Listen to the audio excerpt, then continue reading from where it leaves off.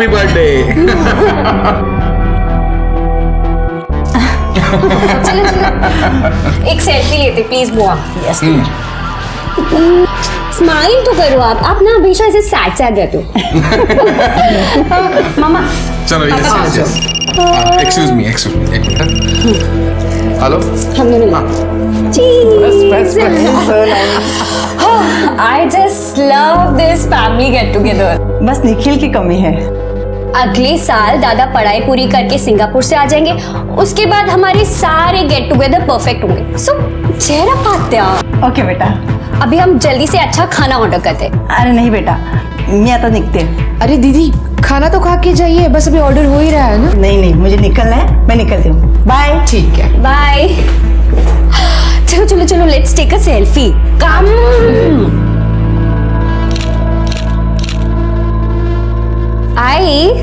मैंने rice noodles और momos order किया। मोमोज और कर दूं? हाँ कर दे, बढ़ा दे। बाबा अब आप कहाँ जा रहे हो? कहाँ मतलब मुंबई जा रहा हूँ। पर- काम है, मीटिंग्स है। पर बाबा एक मिनट रहने दे दिशा, मीटिंग्स मुझसे ज्यादा इंपॉर्टेंट है ना।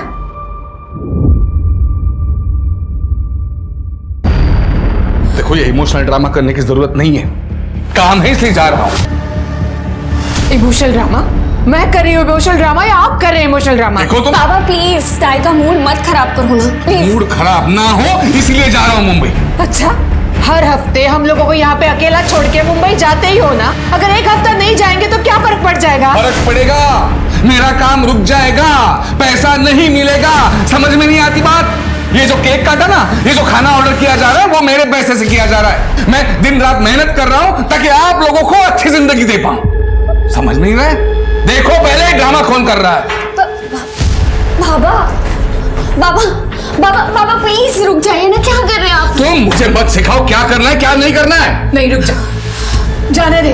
हम जिए मरे इन्हें कुछ फर्क नहीं पड़ता। देखो ये नाटक बंद करो। नाटक? और आप ये सब कुछ जो सुनाया ना, आप पैसे खर्च करते तो उपकार नहीं कर रहे, सब पता। बस तुम भी कोई एहसान नहीं कर रहे हो मेरे ऊपर। यह है ना, यहाँ पाल पोस रहा हूं ना, रहो खाओ खुश रहो। ये बिजनेस मेरी प्रायोरिटी है, तुम्हारे इमोशनल ड्रामे में अटक कर मैं मेरा बिजनेस डुबा नहीं सकता। मेरा बिजनेस में क्यों निकल जाओ घर से। तो जा रहा हूं ना, क्यों आ रहे हो मुझे?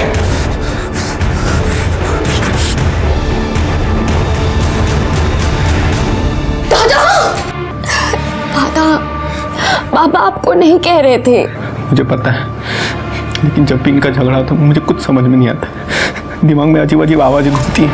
आप रुको, मैं आती हूँ।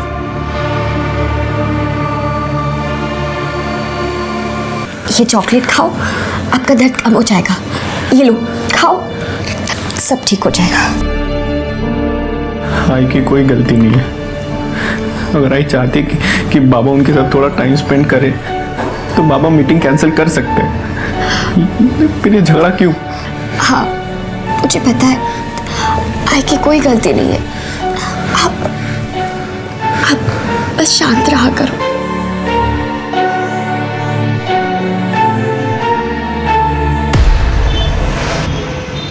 यार यामिनी मैं बहुत परेशान हो गई हूँ। मतलब पापा क्यों नहीं समझते कि वो दादा के साथ क्या कर रहे हैं? त्रिशा परेशान मत हो, सब ठीक हो जाएगा। मुझे घर के माहौल से घुटन होने लगी है, पता है। त्रिशा सी, ऐसी सिचुएशंस ना लाइफ में आती है और जाती है। ऐसे परेशान नहीं होते यार। और ये रोना धोना बंद कर, ओके? अब अच्छे से smile they. Yes yes yes, like a good girl. Yamini thank you so much. अगर तू नहीं होती ना तो पता नहीं मेरा क्या होता। वही होता जो मंजूर खुदा होता।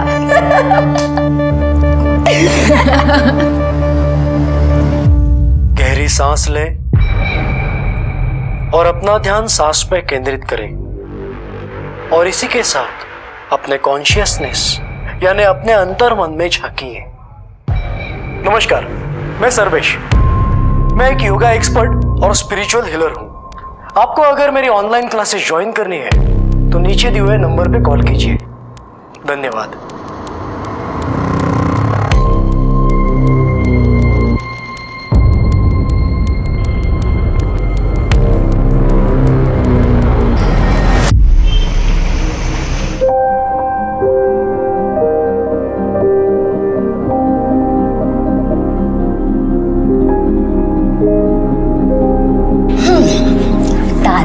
मुझे क्या लगता है, आप मेरी नहीं, मैं आपकी रक्षा करती हूँ। हाँ तो मैं तुझे राखी बांधू। और क्या। बच्चा हो गया रक्षाबंधन। आत्या नमस्ते। खुश रहो बच्चा, खुश रहो। दादा मेरा गिफ्ट किधर है? गिफ्ट है ना, सरप्राइज भी है, आजा देता हूँ। चलो।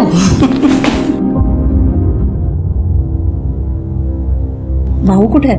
मुंबई आएंगे थोड़ी देर में। रागिनी, भाऊ तो काम के लिए ही जाता है ना मुंबई, उसमें मुंह सुझाने वाली क्या बात है? भाई है ना आपके, आप तो उन्हीं की साइड लेंगी, मगर मैं भी बीवी हूँ उनकी, और एक बीवी बहुत अच्छी तरीके से जानती है जब उसके पति का ट्रैक गलत हो जाता है। और आप भूल रही है, औरतों को सिक्स सेंस भी होता है। सिक्स सेंस नहीं, उसे स्टुपिडिटी कहते हैं।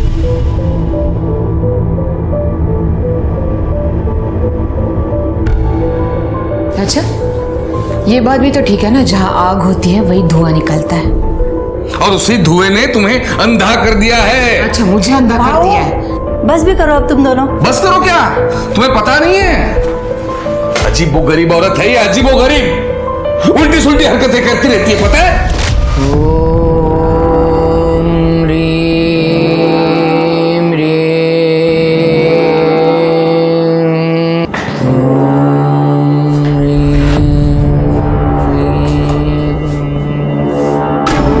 रागिनी, ये क्या चल रहा है यहाँ पर? रागिनी, रागिनी, रागिनी, ये क्या चल रहा है? ये क्या हरकतें चल रही है मेरे घर में? ये क्या कर दिया आपने? हाँ, मेरी साधना को भंग कर दिया आपने। कौन सी सदनी? बस, मैं ठीक हूँ, और आज के बाद आप अलग कमरे में सोएंगे। ये मेरी पूजा का कमरा है, और यहाँ पर आज के बाद मेरे अलावा और कोई नहीं आएगा। रागिनी,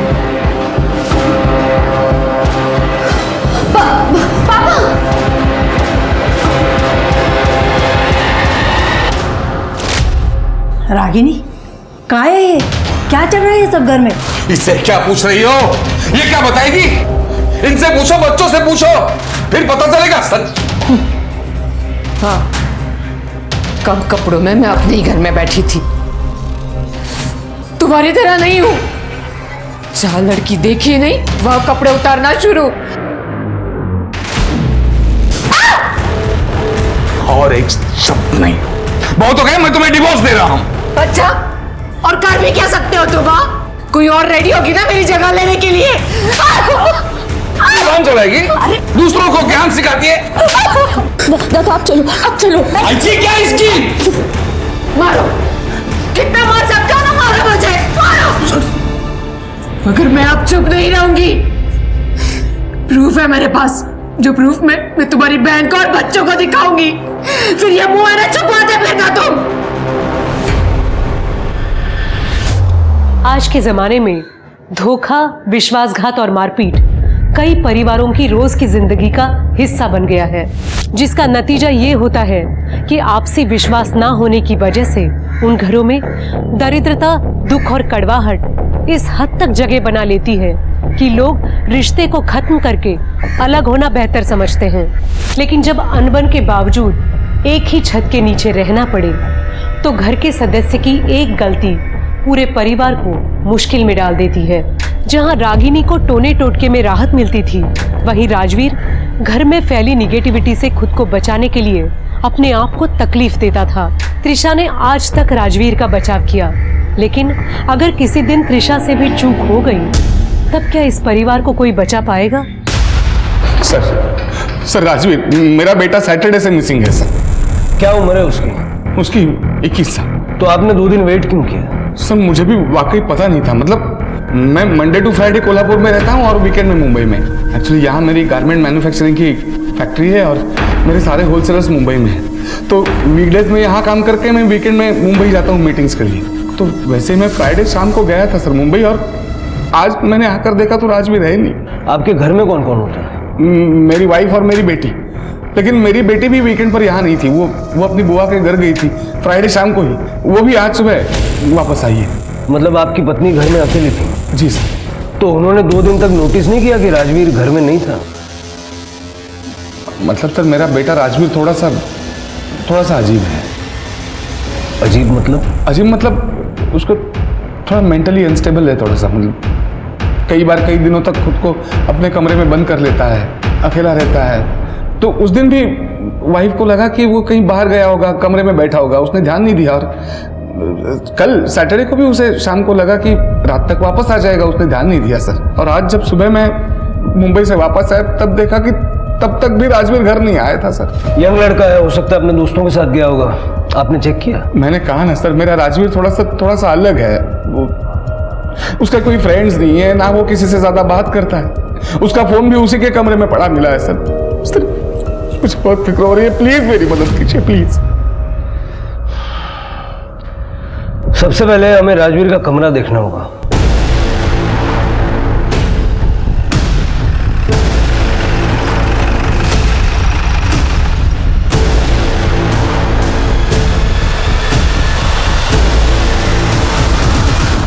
जरा सारा कमरा चेक करो।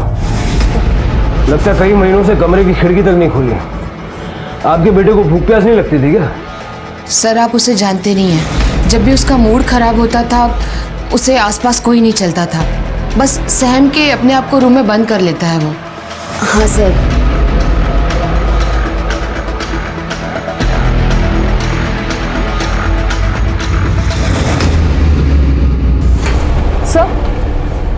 सर ये देखिए क्या मिला है।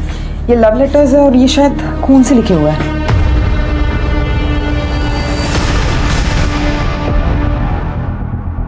यामिनी? ये यामिनी कौन है? मेरी बेस्ट फ्रेंड है। क्यों? आपके भाई ने चिट्ठियां लिखी है यामिनी को खून से। आई स्वेयर सर, मुझे इसके बारे में कुछ नहीं पता। सर एक फोन मिला है, ये देखिए, एक लड़की की तस्वीर है। ये यामिनी है? हाँ सर।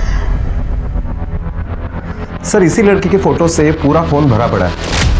लगता है ये उसे बहुत चाहता था। इतना सब कुछ है, आपको कोई आइडिया नहीं? सच में सर मुझे कुछ नहीं पता। और यामिनी मेरे बहुत क्लोज है। अगर दादा ने उसको प्रपोज किया होता तो मुझे वो जरूर बताती। सर ये देखिए, ये क्या है ये सब? सर जब भी इन दोनों का झगड़ा होता था दादा खुद को नुकसान पहुंचाते थे। नुकसान मतलब कैसे? वो खुद को स्लिप करते थे। फ्राइडे को मेरे जाने के बाद आप दोनों का झगड़ा हुआ था। नहीं बेटा। यामिनी का नंबर इससे लो और यामिनी को उठाने बोलो।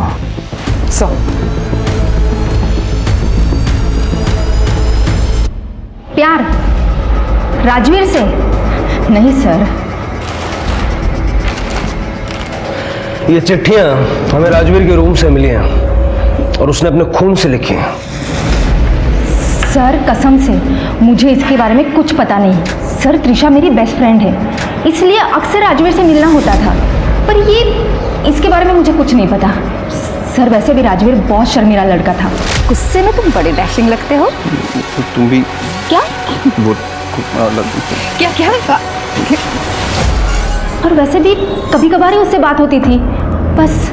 हो सकता है कि तुम्हारे बॉयफ्रेंड को इस सब के बारे में पता लग गया हो और राजवीर के गायब होने में उसका हाथ हो। सर मेरा कोई बॉयफ्रेंड नहीं है, आप किसी से भी पूछ सकते हो। ठीक है, जा सकते हैं आप। जी सर। गायकवाड़, ये यामिनी कितना सच बोल रही है जरा पता करो। और ये भी चेक करो कि रागिनी और उसके हस्बैंड के बीच तालमेल क्यों नहीं है। और त्रिशा की सीडीआर निकालो। Okay sir.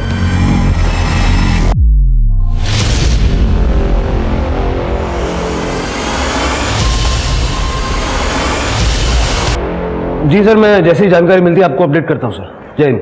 सर यामिनी की कॉल डिटेल रिपोर्ट से पता चला है कि यामिनी और त्रिशा इन दोनों के बीच में काफी सारी बातें हुआ करती थी और वो नेचुरल भी है क्योंकि दोनों अच्छी दोस्त थी। हाँ, लेकिन किसी लड़के के साथ यामिनी का कोई कनेक्शन नहीं मिला। अच्छा, स्ट्रेंज। लेकिन सर जांच के दरमियान और एक बात सामने आई है। ये त्रिशा का सीनियर प्रतीक माने, अरविंद को शक था कि त्रिशा और प्रतीक माने के बीच में कुछ अफेयर है, इसलिए उसने प्रतीक को गुंडों से पिटवाया भी था। और ये राजवीर, उसके साथ भी प्रतीक का झगड़ा हुआ था कुछ दिनों पहले। प्रतीक माने ये त्रिशा का बॉयफ्रेंड हो सकता है? सर कसम से त्रिशा मेरी गर्लफ्रेंड नहीं है। राजवीर और त्रिशा के पापा को भी यही मिसअंडरस्टैंडिंग थी। सर प्रतीक मेरा मुंह बोला भाई है। अब प्रतीक को छोड़िए, दादा को ढूंढिए। ठीक है, तुम लोग जाओ। गायकवाड़, जब तक इनोसेंट नहीं साबित हो जाता इस प्रतीक को भूलना मत। आजकल ये मुंह बोला भाई बोलना आम बात हो गई है। पता करो इस प्रतीक की मुंह बोली बहनें और कितनी है। Okay sir. हाँ पूजा। सर, मैंने साबले परिवार के पड़ोसियों से बात की। उनका कहना है कि रागिनी और अरविंद के बीच अक्सर झगड़े होते रहते हैं। हाँ मैडम, मैं इधर ही बाजू में रहती हूँ। वैसे तो चीखने चिल्लाने की आवाज़ तो रोज़ ही आती है, लेकिन इसमें कोई चौंकाने वाली बात नहीं है मैडम। वैसे भी रागिनी अरविंद की दूसरी पत्नी है और राजवीर की सौतेली माँ, तो तमाशा तो होना ही है ना मैडम। राजवीर लगभग 3 साल का होगा मैडम, तब हेमा वहिनी की मौत हो गई थी। अरे ये तो कुछ भी नहीं। मैंने तो सुना है वो रागिनी काला जादू करती है, काला जादू। अरे सुना क्या, मैंने तो देखा भी है। एक दिन कुत्ते ने उनका कचरे का डिब्बा गिरा दिया था, तो उसमें नींबू, गुड़िया, सिंदूर और काला कपड़ा और ना जाने क्या क्या था उसमें। मैंने तो उसकी फोटो भी निकाली है, देखा? हाँ ये देखिए।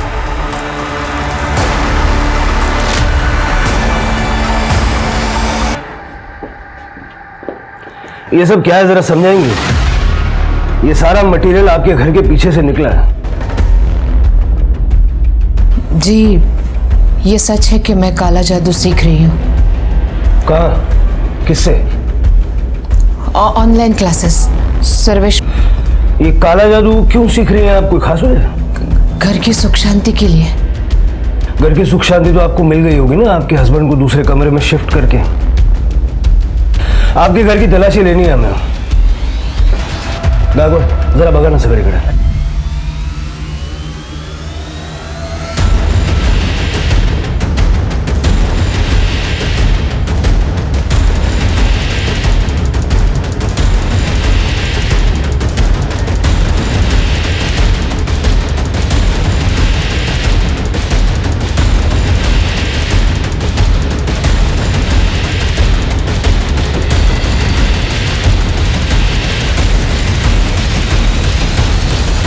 सर कुछ नहीं मिला।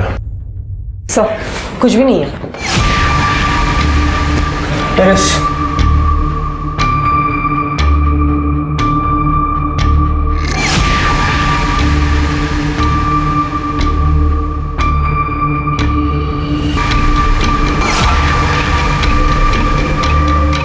पूजा बग जरा है।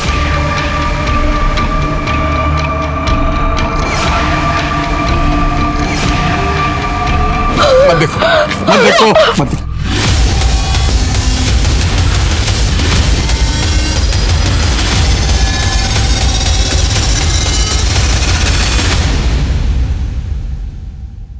सर लगता है बॉडी को तेल में उबाला गया है। राजवीर, मैं कैसे कह सकता हूँ सर? गायकवाड़, ये जो रिमेन्स हैं इनको पोस्टमार्टम के लिए भेजो। रिका में सर सारे छत पे जरा अच्छे से चेक करो, देखो कुछ मिलता है क्या। Yes sir.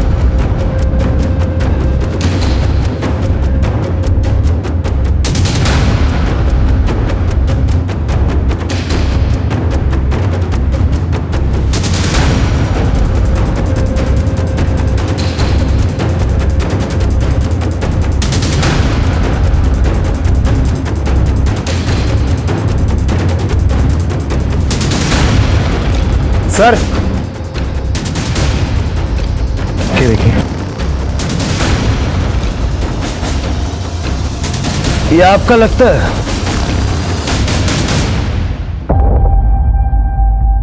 ये देखिए, मैंने कहा था ना वो रुद्राक्ष मेरा नहीं है। ये रही मेरी रुद्राक्ष की माला, पूरे 108 है, देख लीजिए, और शेड भी अलग है। अब काला जादू समझे या तंत्र मंत्र, करती तो मैं अपने घर के लिए ही थी ना, और अपने राजवीर के लिए भी, और उसकी मौत का इल्जाम आपने मुझे पे लगा दिया। देखिए ऐसा है, जब ये हुआ तो आप घर में अकेली थी और आप चाहती है हम ये मान ले कि आपने ना कुछ देखा ना सुना। फ्राइडे नाइट को मैंने और राजवीर ने खाना खाया और फिर मैं अपने कमरे में सोने के लिए चली गई। सैटरडे को सुबह तो मैं सत्संग चली गई थी सर। अब चाहिए तो सत्संग में जो लोग आए थे उनसे इंक्वायरी कर सकते हैं। ये सत्संग से आप कब वापस आई? सैटरडे नाइट को। सैटरडे को जब मैं सत्संग से वापस आई तो राजवीर का कमरा बंद था। फिर मैंने सोचा मैं संडे को सुबह बात करूंगी और मैं सोने के लिए चली गई। राजवीर, संडे को जब मैं उसके कमरे में गई तो वो वहां पे नहीं था। मुझे लगा कहीं बाहर गया होगा, इसलिए मैंने उसे फोन किया, मगर मैंने देखा उसका फोन कमरे में ही था।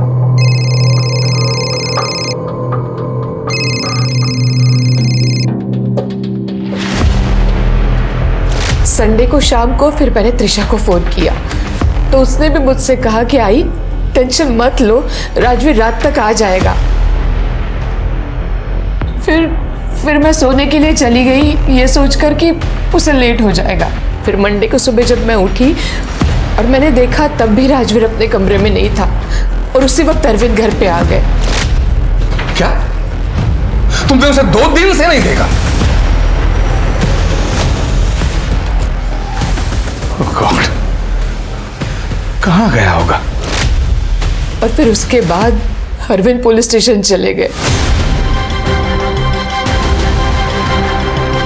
सर, आपको क्या लगता है ये रागिनी सच बोल रही है? पूजा, ये जो काला जादू वाली जो हरकतें हैं उसकी वजह से अगर वो सच बोल भी रही है तब भी उसकी बात पे यकीन करना मेरे लिए मुश्किल है। हमें इस महाराज से मिलना होगा। गायकवाड़, मुंबई चलने की तैयारी करो। Okay sir. सर वो सरफिरी औरत है, बकवास कर रही है वो। और एक बात मैं आपको क्लियर कर दूं, मैंने आज तक कभी काला जादू किया नहीं है और ना ही मैं सिखाता हूं। मैं एक वेल रेप्यूटेड योगा टीचर हूं और सेल्फ हीलर भी हूं। आज तक मैंने जिन लोगों की मदद की है आप उनसे जाके पूछ सकते हो। जाहिर सी बात है कि आप ये काला जादू खुलेआम तो सिखाते नहीं होंगे, कहीं ये योगा और हीलिंग की आड़ में तो ये सब काम नहीं करते। रागिनी ने हमसे साफ शब्दों में ये कहा कि वो आपसे काला जादू सीख रही है। कुछ भी बोल रही है वो, बल्कि रागिनी ने मेरे पास ऑनलाइन सेल्फ हीलिंग का कोर्स ज्वाइन किया था। एक दिन मैं ऑनलाइन क्लास ले रहा था तब अचानक से उसने, ये क्या कर रही हैं आप? अब हॉट योगा के लिए रेडी हो जा। रुक जाइए। देखिए ये सब बंद कीजिए।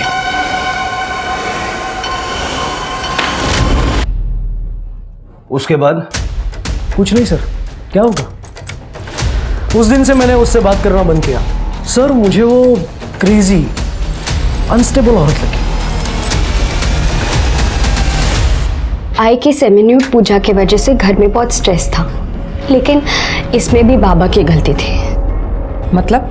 आई को डाउट था कि बाबा का मुंबई में एक्स्ट्रा मैरिटल अफेयर है, और एक बार तो आई ने कहा भी था कि उनके पास कुछ फोटोज और प्रूफ्स है कि बाबा उन्हें धोखा दे रहे हैं।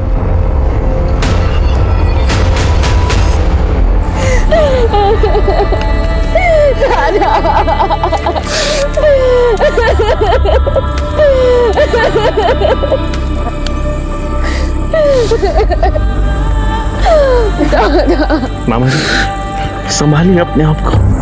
ये कौन? सर ये दमयंती का लड़का है, सिंगापुर में रहता है, अंतिम संस्कार के लिए आया था।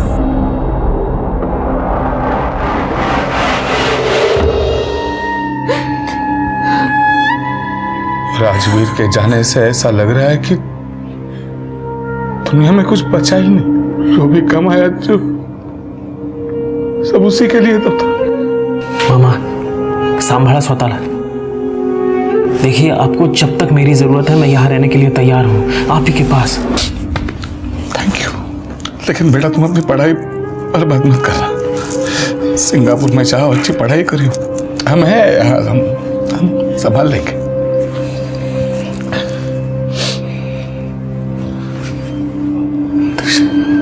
बेटा एक अच्छा लड़का देख के ना शादी कर ले तू। हम सबको संभालने के लिए कोई तो चाहिए ना बेटा। अब तो तुझसे ही सारी होप्स है।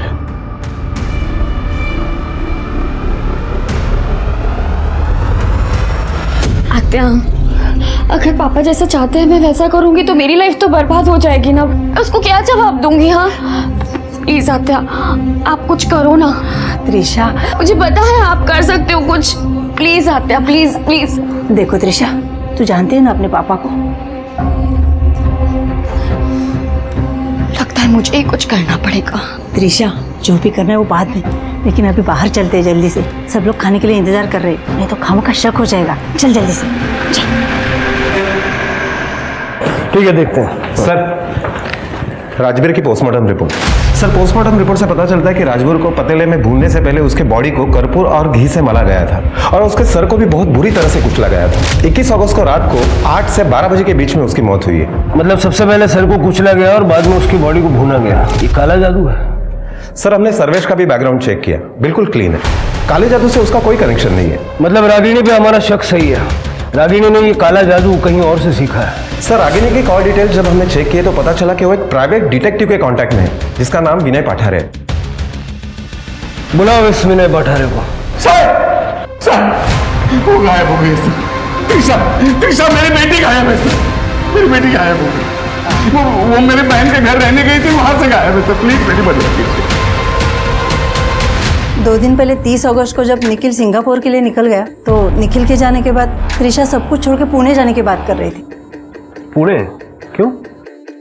सब कुछ छोड़ के मतलब? एक मिनट। त्रिशा कौन से कमरे में रहती है? वो सामने वाले। पूजा देखो जरा। सर, भाऊ सॉरी, बट तुम्हारे और रागिनी के झगड़े की वजह से वो बहुत परेशान थी। लेकिन पुणे में कहाँ गई? वो कुछ पता नहीं, लेकिन वो कुछ कोर्स करना चाहती थी। क्लियरली उसने कुछ बोला नहीं। कल क्या हुआ? कल 4 बजे वो घर से निकल गई थी। मुझे बोला था उसने कि वो यामिनी के साथ मूवी देखने जा रही है और बाहर ही डिनर करके लेट घर पे आएगी। लेकिन त्रिशा के जाने के बाद मुंबई से भाऊ का फोन आया था। हाँ, मतलब सर मैंने पहले त्रिशा को फोन किया ये जानने के लिए कि वो घर कब वापस आ रही है। त्रिशा बेटा कहाँ हो? घर नहीं पहुंचा अब तक? मैं घर कभी नहीं आऊंगी और मुझे दोबारा कभी कॉल मत करना डैड। त्रिशा, ये क्या? हेलो त्रिशा। मैंने उसे वापस बार बार फोन करने की कोशिश की लेकिन उसने फोन बंद कर दिया सर। मैं घबरा गया, तुरंत कोल्हापुर आया और यहाँ ताई के घर आया। मुझे लगा था गुस्सा होकर यहाँ आई होगी त्रिशा, लेकिन सर वो यहाँ से भी निकल गई थी। सर, त्रिशा जिस रूम में रह रही थी पूरा रूम चेक कर लिया लेकिन वो सब कुछ लेके जा चुकी है। इसका मतलब उसने अपना प्लान एग्जीक्यूट कर लिया। बैकवर्ड, जरा पुणे पुलिस से बात करो और पता लगाओ। Okay sir. मैम, त्रिशा अक्सर पुणे शिफ्ट होके नई जिंदगी शुरू करने की बात करती थी, पर वो राजवीर की वजह से अक्सर परेशान रहती थी। शायद राजवीर के जाने के बाद वो पुणे शिफ्ट हुई होगी। पर मैम, अगर वो ऐसा करती तो वो मुझे जरूर बताती। तो तुमने उसे कांटेक्ट करने की कोशिश की? मैंने कंटिन्यूसली उसे फोन करने की कोशिश की मैम, पर उसका फोन स्विच ऑफ जा रहा है। जी सर, रागिनी मैडम ने मुझे हायर किया था अपने पति अरविंद पे नजर रखने के लिए जब वो मुंबई में रहते थे। मुंबई में? अरविंद का एक 40 साल के सिंगल वुमन मीना नाइक के साथ अफेयर चल रहा है। ये रहे उसके फोटोज। और मुझे ये भी पता लगाने के लिए कहा था कि मीना को इस किसी हफ्ते में कहीं चोट लगी है या नहीं, जैसे कि पैरों में हो, सर में हो, या उसकी उंगली कटी है या नहीं। मीना को लगी थी चोटें? मुझे ताज्जुब होता था कि रागिनी मैडम मुझे फोटो क्लिक करने के लिए कहती क्यों है, जबकि उन्हें पहले से ही पता है कि मीना को कहाँ चोट लगी है। फिर मैं भी सोचता था कि मुझे इस काम के पैसे मिल रहे तो मैं भी करता रहा। बड़े दिल वाला आदमी है तू। मीना का पता दे चल मुंबई का।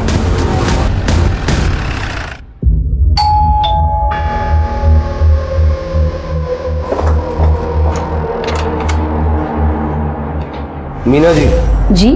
अरविंद साबड़े को जानती हैं आप? जी, मैं अरविंद के साथ रिलेशनशिप में हूँ। कई साल पहले मेरा डिवोर्स हो चुका है। अरविंद मुझसे शादी करना चाहते थे, वो रागिनी को तलाक देने वाले थे, मगर मुझे शक हुआ कि कुछ दिनों से कोई मेरा पीछा कर रहा है।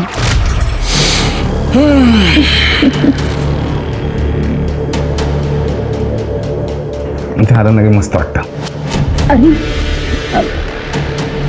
अरविंद वहाँ कोई है? वहाँ? हाँ।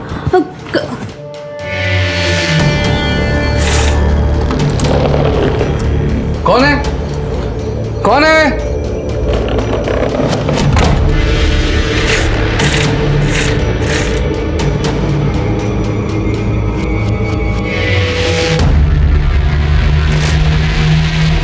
ये जो आपको हाथ में और सर पे चोटें लगी हैं, इसके लिए अरविंद जिम्मेदार है? हाँ? नहीं, अरविंद मुझे कभी चोट नहीं पहुंचा सकते। तो ये चोटें आपने अपने आप को खुद पहुंचाई? नहीं, पता नहीं कुछ दिनों से क्या हो रहा है। मैं ऐसे चलते फिरते टकरा जाती हूँ, कभी पैर में चोट आ जाती, कभी हाथ में तो कभी सर पे। ऐसा लग रहा है कि कोई मुझ पे काला जादू कर रहा हो। अरविंद ने मुझे बताया था कि उसकी बीवी रागिनी काला जादू टोना करती है। कहीं ऐसे तो नहीं कि वही मुझ पे ये जादू टोना कर रही है। अरविंद को भी जब से पता चला था कि वो काला जादू करती है, वो खुद को लेकर और बच्चों को लेकर काफ़ी डर गया था।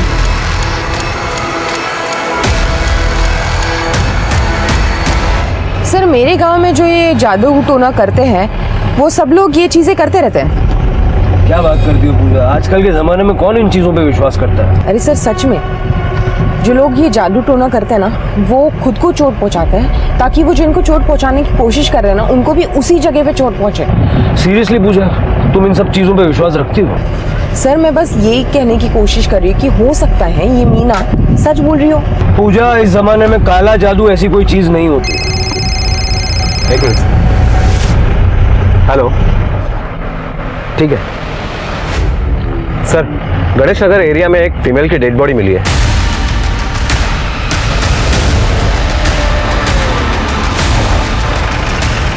सर इस तरफ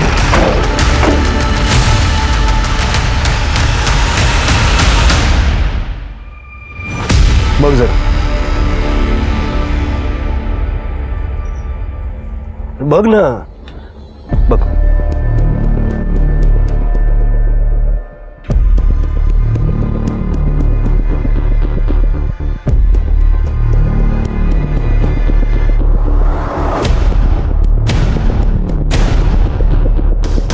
सर लगता है त्रिशा भी काले जादू का ही शिकार हुई है। दिखता तो ऐसे ही है, लेकिन मुझे लगता है कि ये जो रंगोली बनाई है ना, ये त्रिशा की डेड बॉडी को डंप करने के बाद बनाई गई ताकि त्रिशा और राजवीर की मौत में कनेक्शन दिखाया जा सके। सर त्रिशा का गला दबा के उसे मारा गया है, इसकी गर्दन ट्विस्टेड है। फैमिली को बुलवा के आइडेंटिफिकेशन करवा लो। Okay sir. त्रिशा के मर्डर से पुलिस सख्ते में आ गई थी। क्या त्रिशा भी काले जादू की शिकार हुई थी या फिर उसकी मौत की वजह कुछ और थी? पुलिस ने इन्वेस्टिगेशन के दौरान नोटिस किया कि त्रिशा की बॉडी दमयंती बुआ के घर के महज 2 किलोमीटर की दूरी पर बस स्टैंड के पास मिली थी। तो क्या उसने बस स्टैंड तक ऑटो या फिर प्राइवेट टैक्सी ली थी? पुलिस ने ऑटो और प्राइवेट टैक्सी ड्राइवरों से पूछताछ करने का फैसला किया और साथ ही उस दिन का सीसीटीवी फुटेज भी खंगाला। साथ ही पुलिस ने त्रिशा की बुआ दमयंती से भी पूछताछ की, जिसके बाद पुलिस को इस केस के संदिग्ध हत्यारे तक पहुंचने का सुराग मिल गया। सर मैं त्रिशा को क्यों मारूंगा? मैं तो खुद अपनी जान लेने वाला था जब मुझे त्रिशा और यामिनी के बारे में पता चला था। क्या मतलब? सर आपको नहीं पता? क्या? सर त्रिशा और यामिनी दोनों रिलेशनशिप में थे, वो दोनों लेस्बियन थे। मुझे तो लगा था कि त्रिशा स्ट्रेट है, पर एक दिन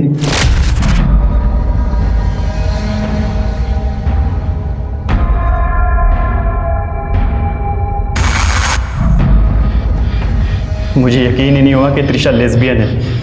मुझे लगता था कि यामिनी ने उसे बहलाया होगा। वो दोनों दमयंती बुआ के घर मिलते थे। इनफैक्ट बुआ को उनके रिलेशन के बारे में पता था और एक दिन मैंने यामिनी से भी इस बारे में बात की थी। तू त्रिशा की जिंदगी से दूर रह समझी, वरना जान से मार दूंगा। हेलो, तेरी हिम्मत कैसे हो यामिनी से ऐसे बात करने की? हाँ त्रिशा संभल जा, हमारे सोसाइटी में ये सब एक्सेप्टेबल नहीं है। हमारे संस्कार ये नहीं सिखाते। तू होता कौन है मुझे संस्कार सिखाने वाला? त्रिशा मेरी बुआ इस जनरेशन की नहीं है, फिर भी वो मुझे सपोर्ट करती है। मैं तुझे भाई मानती हूँ, इसका मतलब ये नहीं है कि तू भाईगिरी दिखाएगा यहाँ पर। त्रिशा लेकिन Just leave from here. मैं तुझे इस गंदगी में नहीं रहने दूंगा, चाहे जो हो जाए। और जब त्रिशा ने तेरी धमकियों पे ध्यान नहीं दिया तो उसे मार दिया? नहीं सर, मैं उसे मारना तो दूर, चोट भी नहीं पहुंचा सकता था सर। क्योंकि क्या? क्योंकि सर मैं उससे बहुत प्यार करता था और ये जबरदस्ती मुंह बोला भाई वाला टैग भी हटा देना चाहता था। मुझे गुस्सा आया था जब मुझे पता चला उसके और यामिनी के रिलेशन के बारे में, पर सर मैं कभी उसे मार नहीं सकता सर। बिठा के रखो इसे। सर पोस्टमार्टम रिपोर्ट से ये क्लियर हुआ है कि त्रिशा की मौत गला दबा की हुई, उसकी गर्दन टूटी हुई। सर फोर्स सेक्स या रेप का कोई भी साइन नहीं है। चल के अरविंद और दमयंती से बात करता हूँ। अगर बुआ त्रिशा के इस रिश्ते के बारे में जानती थी तो उसने हमें क्यों नहीं बताया?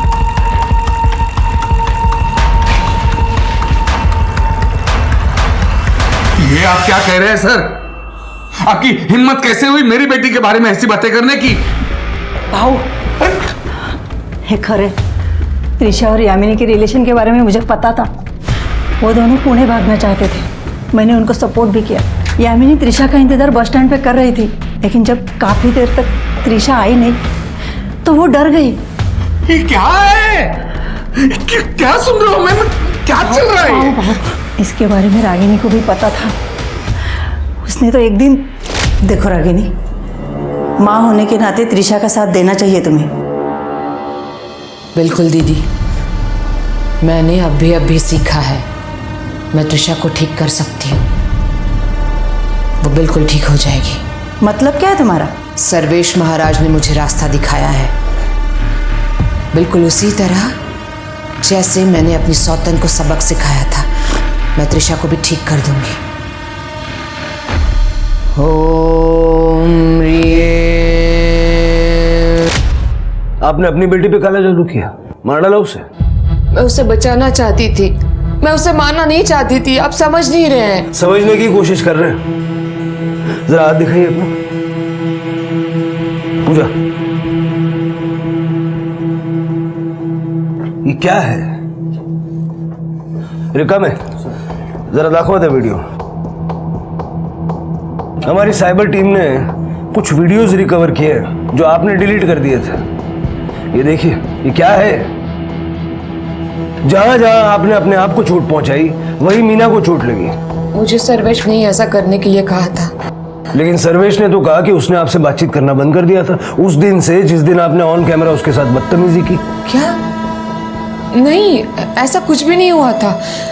मैं तो उन्हें हमेशा इज्जत देती थी। वो हमेशा मुझे समझाया करते थे कि मुझे क्या करना चाहिए और क्या नहीं।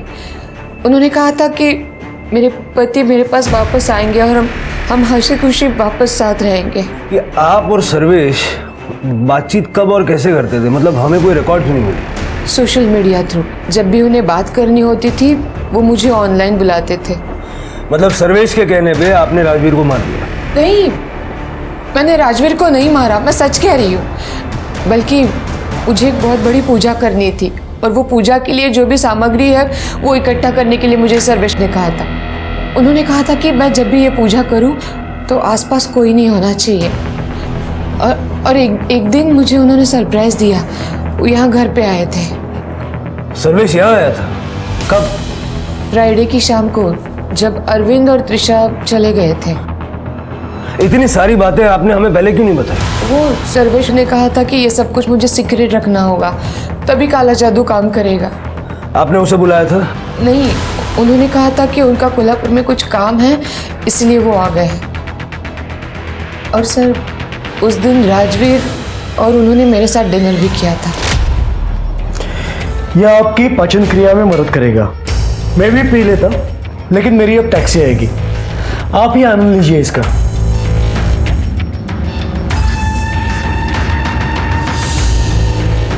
अब आप सोने जाइए, टैक्सी आते ही मैं निकल जाऊंगा।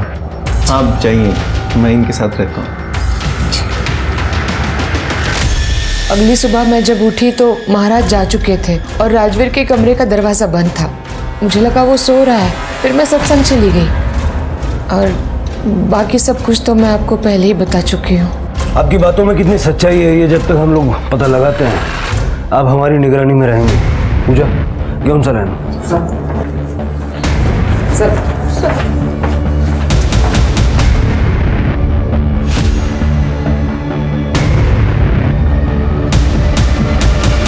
शायद रागिनी सच बोल रही है। वो रुद्राक्ष याद है जो हमें छत पे मिला था?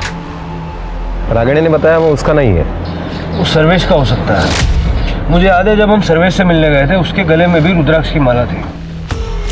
सर, पोस्टमार्टम की रिपोर्ट के मुताबिक राजवीर की मौत शाम को 8 बजे से रात को 12 बजे के बीच में हुई और रागिनी ने बताया कि उसी दिन सर्वेश उसे मिलने यहाँ आया था। 21-22 अगस्त का सर्वेश का मोबाइल लोकेशन निकालो।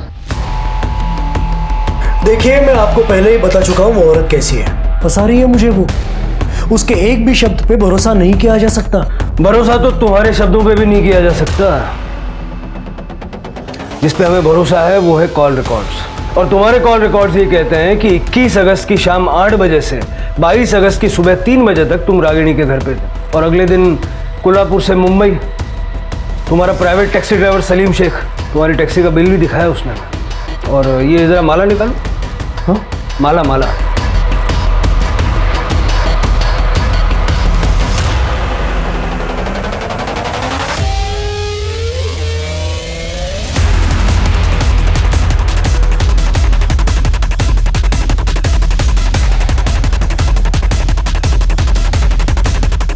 ये भी तो भूल गए थे आप रागिनी की छत पे। अब सीधा सीधा सब कुछ बताओगे या तुम्हारी हीलिंग हम शुरू करें? हाँ, मैं गया था रागिनी के घर।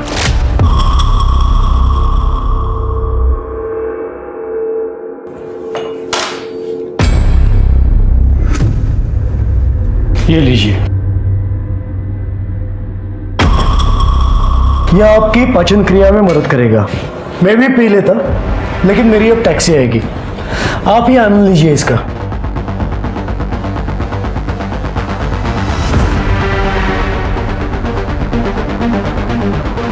अब आप सोने जाइए, टैक्सी आते ही मैं निकल जाऊंगा।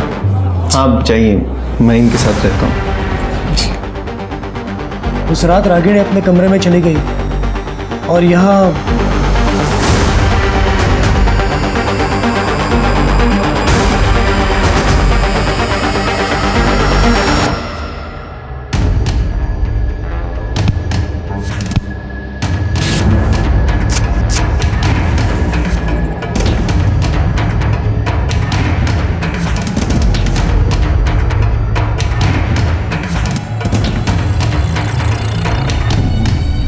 मैंने ही राजवीर के मर्डर को काला जादू के पूजा की शक्ल दी और वापस आ गया मुंबई। राजवीर को क्यों मारा? ताकि उसके कत्ल के जुर्म में रागिनी पकड़ी जाए। लेकिन क्यों? मैं मीना को मदद कर रहा था ताकि मीना को अरविंद मिल जाए। मीना मेरी सच्ची चेली है, हम दोनों ने मिलकर ही ये प्लान किया था। मैं अरविंद से किसी भी हालत में शादी करना चाहती थी, पर अरविंद की बीबी रागिनी वो उसे किसी भी हालत में तलाक नहीं दे रही थी। इत्तेफाक से रागिनी भी सर्वेश की शिष्या बन गई थी और फिर हमने इस मौके का फायदा उठाया। सर्वेश ने रागिनी को और फिर मैं भी ठीक उसी समय उसी जगह खुद को चोट लगा लेती थी और रागिनी के डिटेक्टिव ने उसे सारी जानकारी दी, क्योंकि सब जानते थे कि वो जादू टोना यानी काला जादू करती है। आपके सर्वेश तो गए जेल में, अब बाकी की बची हुई सेल्फ हीलिंग आप भी जेल में कर लीजिएगा।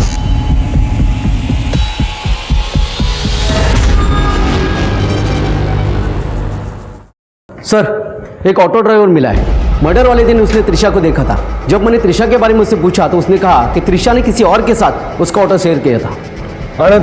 Yes sir. सब 20-22 साल का लड़का था। वो लड़की ऐसे रोड के साइड पे इंतज़ार कर रही थी तो लड़के ने उसको देखा और मेरे को रिक्शा रोकने के लिए बोला।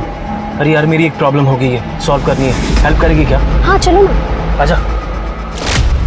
फिर सब उन दोनों ने रिक्शा में ज़्यादा बात नहीं किया तो मैंने उनको गणेश नगर छोड़ा और वहाँ से निकल गया। प्रतीक से फोटो दाखवा था।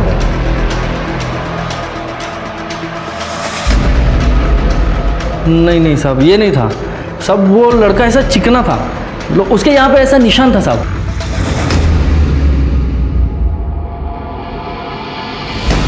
बैकवर्ड। यही था साहब, यही था।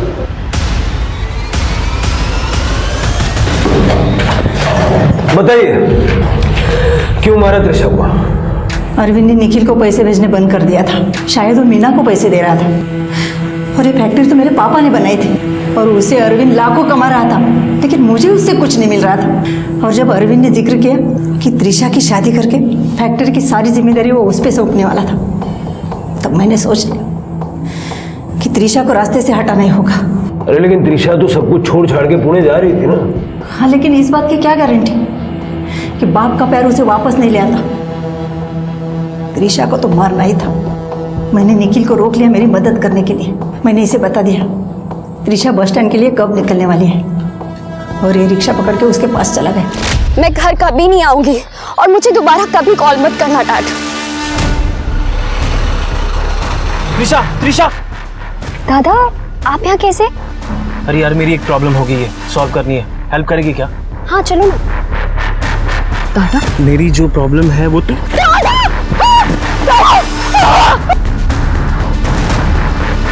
हमें पूरा यकीन था कि पुलिस रागिनी मामी को ही गिरफ्तार करेगी, इसीलिए मैंने त्रिशा को मार के उसके आजू बाजू में काला जादू का सामान बिछा दिया और उसका फोन जला दिया।